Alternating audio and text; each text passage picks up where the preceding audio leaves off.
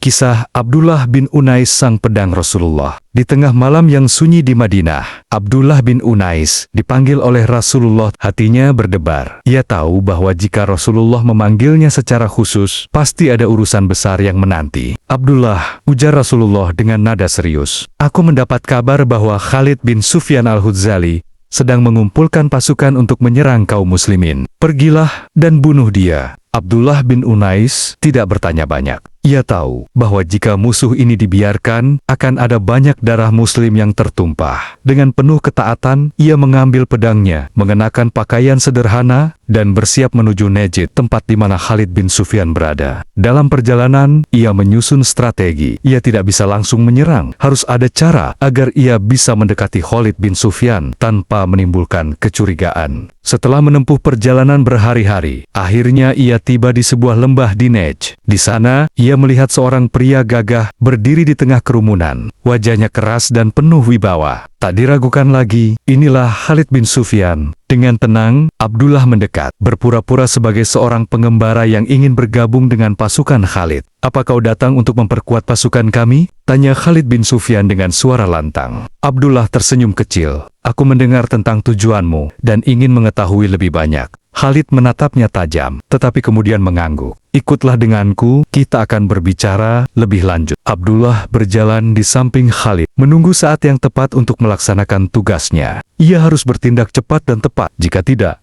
nyawanya sendiri yang akan melayang. Ketika malam tiba dan pasukan Khalid mulai beristirahat, Abdullah melihat peluangnya. Ia berjalan bersama Khalid bin Sufyan di tepian kemah mereka, membahas rencana serangan ke Madinah. Orang-orang Madinah lemah, ujar Khalid dengan yakin. Aku hanya perlu beberapa hari lagi untuk mengumpulkan lebih banyak suku. Lalu kita akan menghancurkan mereka. Abdullah mengangguk, sementara tangannya meraba gagang pedangnya. Jadi, kau benar-benar ingin ikut berperang bersamaku? Tanya Khalid, menatap Abdullah dengan curiga. Insya Allah, jawab Abdullah tenang. Saat itu juga, dengan kecepatan kilat, Abdullah menarik pedangnya dan menebaskan ke arah Khalid bin Sufyan. Darah memercik di bawah cahaya bulan. Khalid terhuyung, berusaha melawan. Tetapi Abdullah menyerangnya dengan pukulan terakhir yang membuat pemimpin musuh itu terkapar tak bernyawa. Para pengikut Khalid yang lain masih terlelap, tak menyadari apa yang terjadi. Tanpa membuang waktu, Abdullah segera meninggalkan tempat itu dan berlari ke arah kuda yang sudah disiapkannya di pinggiran lembah. Dengan kecepatan penuh, ia menunggang kudanya kembali ke Madinah. Ia tahu bahwa misi ini berhasil, tetapi perjalanan pulang masih panjang dan penuh bahaya. Ketika Abdullah bin Unais tiba di Madinah, ia langsung menuju Rasulullah. Hatinya berdebar, bukan karena takut, tetapi karena keinginannya untuk segera melaporkan keberhasilannya. Begitu masuk ke dalam rumah Rasulullah, ia bersujud. Ya Rasulullah,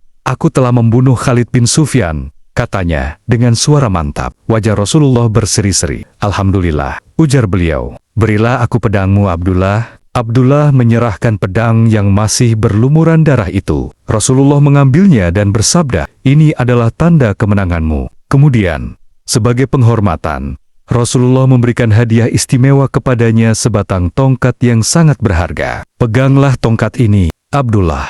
Kelak, ini akan menjadi tanda bagimu di surga. Sejak saat itu, Abdullah selalu membawa tongkat tersebut. Bahkan, ketika ia meninggal dunia, ia meminta agar tongkat itu dikuburkan bersamanya. Setelah keberhasilannya membunuh Khalid bin Sufyan, nama Abdullah bin Unais semakin dikenal di kalangan kaum muslimin sebagai prajurit tangguh. Namun, ujian berikutnya segera datang. Setelah wafatnya Rasulullah, muncul gelombang kemurtadan di Jazirah Arab. Kaum murtad yang dulu masuk Islam karena pengaruh politik atau ketakutan, mulai meninggalkan agama dan memberontak. Salah satu pemimpin mereka adalah Tulaihah al-Asadi, seorang yang mengaku sebagai nabi palsu dan berusaha menggulingkan pemerintahan Islam. Khalifah Abu Bakar as-Siddiq radhiyallahu anhu segera mengirim pasukan untuk memadamkan pemberontakan. Salah satu sahabat yang ditugaskan adalah Abdullah bin Unais. Ia berangkat bersama pasukan muslim menuju medan pertempuran. Di medan perang, pasukan muslim bertemu dengan pasukan Tulaihah yang jumlahnya lebih besar. Namun, para sahabat tak gentar. Ketika pertempuran pecah,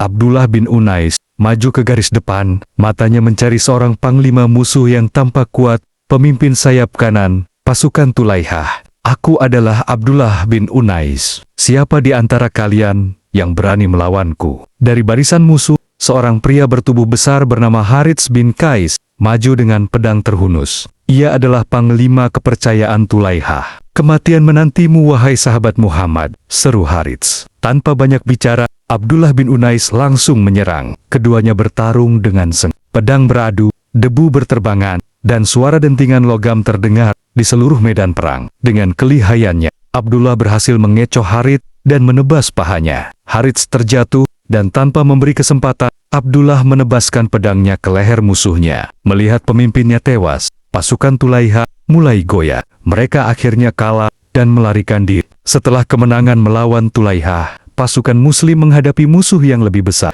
Musailamah al-Kazzab, nabi palsu dari Yamamah. Musailamah telah mengumpulkan ribuan pengikut dan membentuk pasukan yang kuat. Khalifah Abu Bakar mengirim pasukan besar di bawah pimpinan Khalid bin Walid untuk menumpasnya. Abdullah bin Unais sekali lagi dipilih menjadi bagian dari pasukan utama. Ia bersiap menghadapi salah satu pertempuran terbesar dalam sejarah Islam, Perang Yamamah. Ketika pertempuran dimulai, ribuan pedang saling beradu. Abdullah bin Unais bertempur di barisan depan, menebas musuh satu persatu. Darah mengalir deras di medan pertempuran. Musailamah dan pasukannya bersembunyi di dalam sebuah benteng yang dikenal sebagai Hadikah al-Maut, kebun kematian. Pasukan Muslim akhirnya mengepung benteng tersebut dan menyerbu masuk dalam pertempuran yang brutal ini.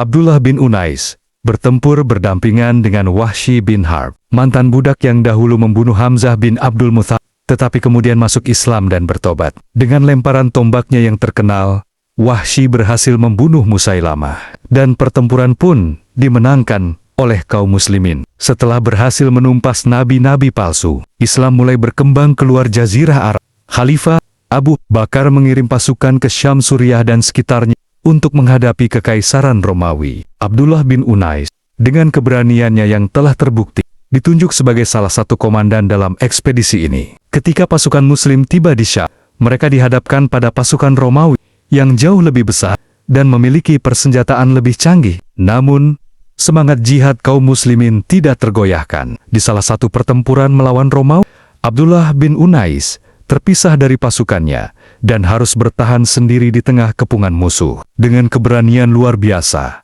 ia bertarung sendirian, mengandalkan kecerdikan dan kecepatan pedangnya. Akhirnya, bala bantuan datang, dan kaum muslimin berhasil memukul mundur pasukan Romawi. Setelah bertahun-tahun berperang, puncak dari perjuangan di Syam terjadi dalam Perang Yarmouk. Ini adalah pertempuran besar antara pasukan Islam di bawah pimpinan Khalid bin Walid melawan pasukan Romawi yang dipimpin oleh Heraklius. Abdullah bin Unais kembali berada di garis depan. Dengan penuh semangat, ia bertempur melawan musuh-musuh Islam. Dalam pertempuran ini, ia menyaksikan banyak sahabat gugur sebagai syuhada. Namun, pada akhirnya, pasukan Muslim meraih kemenangan gemilang, membuka jalan bagi penyebaran Islam di Syam. Setelah bertahun-tahun berada di medan perang, Abdullah bin Unais akhirnya kembali ke Madinah. Ia tidak lagi seorang pemuda yang haus pertempuran, tetapi seorang pejuang yang telah mengabdikan hidupnya untuk Islam. Di Madinah, ia menghabiskan waktunya untuk beribadah dan mengajarkan ilmu kepada kaum muslimin. Namun,